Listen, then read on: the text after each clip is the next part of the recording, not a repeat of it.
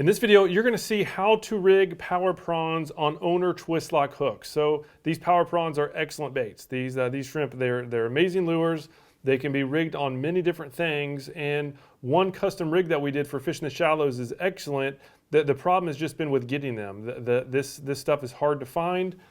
These pins are prone to rust. So here's one that's been used just a decent amount.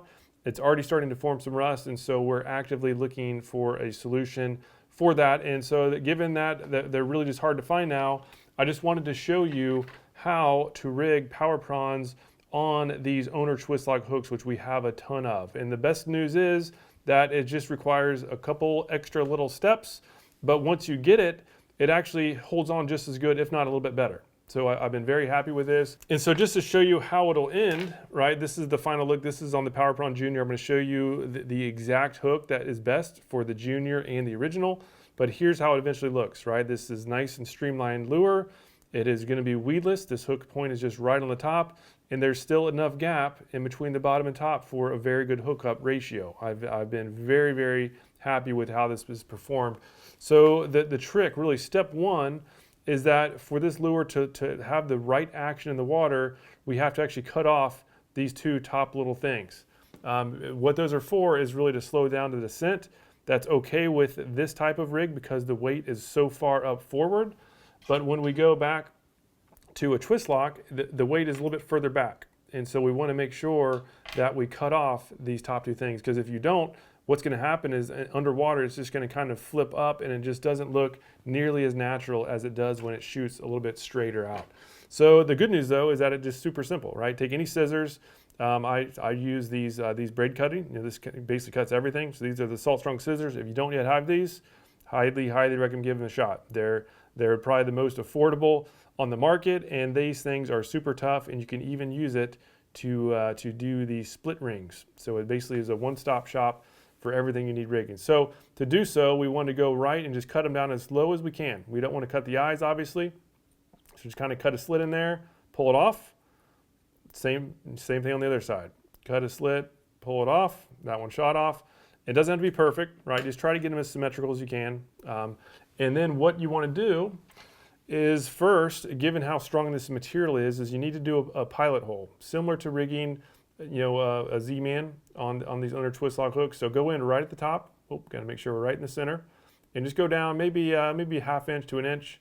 Just dig in down there. Just make sure there's that hole in there for the Twistlock pin to go into.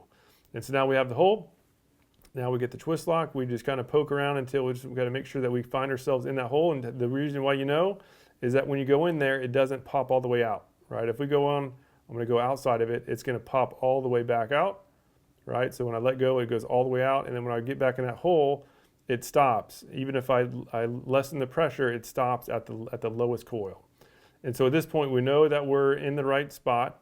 And so now it's just a matter of just twisting it on. And so the easiest way I found to do this is just to pinch down the coil with your right hand, and then with your left, just forcibly just rotate it around, right? And just keep doing it. Eventually it will turn and catch and start cutting through this material.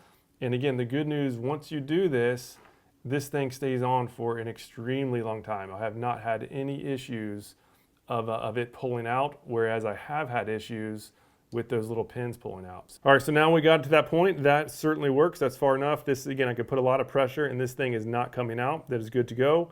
Also want to make sure that you do end it, right? Finalize it with the coil facing, basically facing level, so that when you swing the hook, it just naturally swings up underneath the lure. And so as far as where to go through the lure, just like before, is you would just want to make sure you go through where it's natural. So I like to flip it over. It's a little bit easier. I like to put it on the side to measure with my finger where it needs to come out. So there with my left thumb, I'm just noting the spot where it needs to come out. Go in the crevice, angle it up so that the hook point will shoot out right there where my thumb was. And you need to make sure that it's in the middle, right? Very, very important. So the cool thing is that we actually have this cavity and we can see where the middle is, and this is a little bit short, right? A little bit further down than where it should be. So we're going to repeat it. We're going to pull it out. And now for the second try, right, we're going to angle it straight in there and just go straight back. Try to keep everything symmetrical. go right down through the middle, and now we are straight through the middle. If we look there closely, we're going straight through the middle. This is rigged perfectly, and this is gonna catch a ton of fish up in the shallows. Again, now that we don't have those two little flaps up front, it's gonna do some really nice darting motions. When you jerk it, it's gonna go straight out, and then it's gonna slow down and drop nicely. And this has been absolutely crushing it in the shallows. And so when you follow these steps, the action in the water is the exact same as it is with the custom rigging material. So the hookup ratio is slightly better with the custom, but this is good enough. With the Owner Twistlock, it has actually been surprisingly good. You just need to have a good rod, a good sturdy rod, a fast action rod, and this is an extremely good lure. So if you can't find these rigs, if they're out of stock, this is a very good plan B. Very, very good. And so the same thing holds true with the Power Prawn Junior. However, we're going to use a different size. So the hook for this size is the 4/0. So it's a 4/0 size twist lock with the 3/16 ounce weight is my favorite. And we have a ton of these in stock because we knew that we were going to have some issues with the custom rigging. So we have a ton of these in stock. I'll put a link down below. And for the Power Prawn Junior, instead of the 4/0 hook, you use the 3/0 hook. And so here's what it looks like. So this is the 3/0 hook with the 1/8 ounce weight. That is extremely good setup.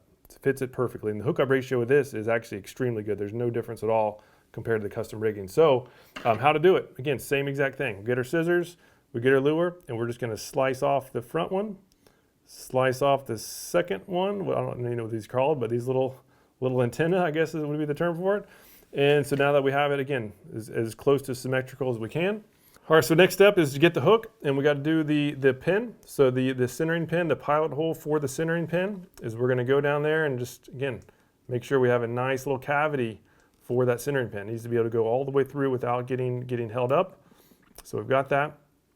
Find the hole with the centering pin, kind of poke around and eventually go through. There we now know we have it. And this is the toughest part. So this is where you have to put a little bit of force, got to be a little bit forceful, and just start that hole, start the actual breaking of the material with the actual coil. And again, the good news, even though this is a little bit tough, the good news is that once you get it, it's on there for a long time. So, so just want to let you know that this is a very good Plan B solution for when you don't have those custom rigging hooks. The custom ones obviously are going to be a lot easier, but as you saw there, that wasn't too bad. I'm doing it even with the camera in my face. And so just as always, we want to make sure that we stop it with the circle. The circle in here basically level with the eyes, going from one eye to the other, and then the hook pointing towards the bait. All right, if we went a half rotation too far, the hook would have been the opposite way. So just want to make sure that it's going the right way. And again, we can pull on it. It is not going anywhere. This is in there good. And same as before, this 3/0 hook fits in there just right. You can see it basically maxes out the cavity. And so we're going to make sure that we go through the middle, pop it out, and there we are, straight down the middle, right where we want to be. And this is deadly up on the shallows. So here's a look at both of the Power Prawns rigged on the twist locks. And as you can see, nice streamlined lure. They look excellent in the water, and they will certainly help you catch an absolute ton of fish. If you haven't yet tried out these lures, highly recommend giving them a shot. They are excellent for the shallows when rigged like this. And then for the deeper water, we have jig heads that make the deep water, like dock fishing, fishing passes, inlets. It is deadly. It is absolutely deadly. So highly recommend giving them a shot. I'll put a link down below for everything you need.